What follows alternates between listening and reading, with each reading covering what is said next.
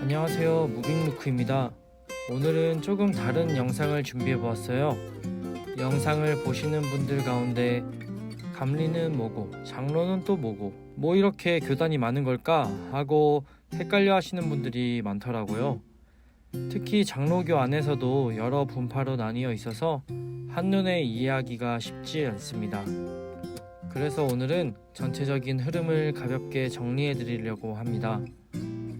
먼저 세계사적으로 기독교가 나뉘게 된 과정을 잠깐 살펴볼게요. 기독교는 처음에 하나였지만 1054년 동서교회의 분열로 카톨릭과 정교회가 갈라졌습니다. 그리고 16세기 루터를 중심으로 종교개혁을 거치면서 우리가 알고 있는 개신교가 탄생했죠. 그래서 우리가 기독교라고 부르는 것은 예수님을 믿는 그리스도인들과 그 교인들을 지칭하는 것이고, 기독교는 카톨릭, 개신교, 동방정교회로 나뉘게 되는 것입니다. 그리고 개신교 안에서도 신학과 전통에 따라 루터교, 장로교, 감리교와 같은 여러 교파가 형성되었습니다.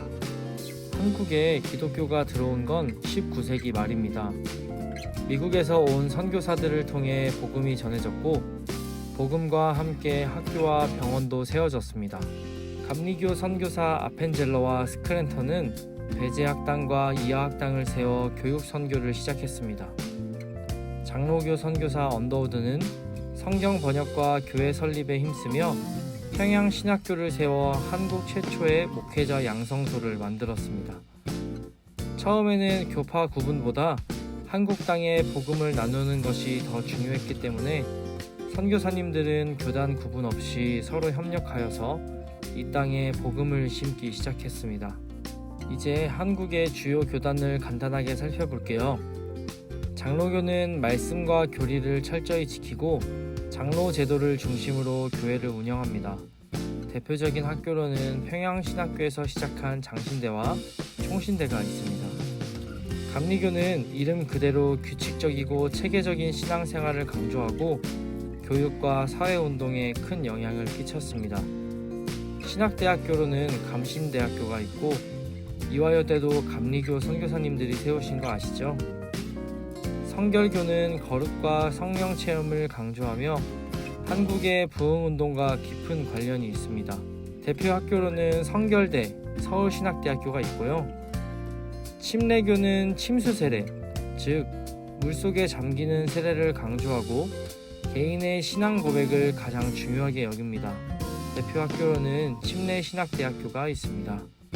오순절 순복음 계열은 성령의 역사와 은사 체험을 강조하며 대형 부흥 집회를 통해 크게 확산되었습니다.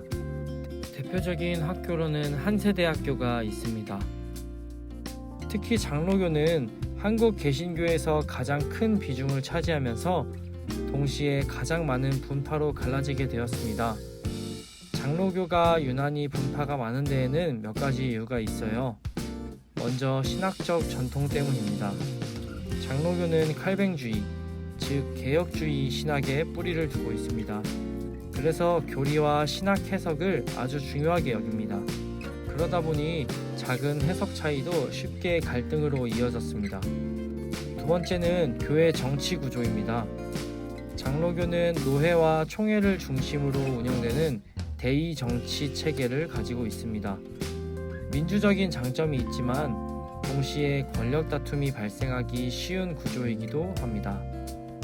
마지막으로 역사적 사건의 영향입니다.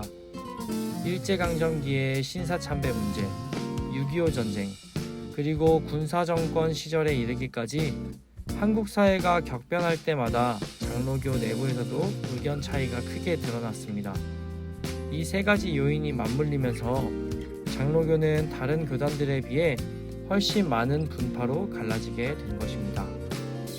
통합 측은 장로의 신학대학교를 중심으로 에큐메니칼 운동, 교회의 일치와 화합에 적극적이고 진보적인 성향을 지녔습니다.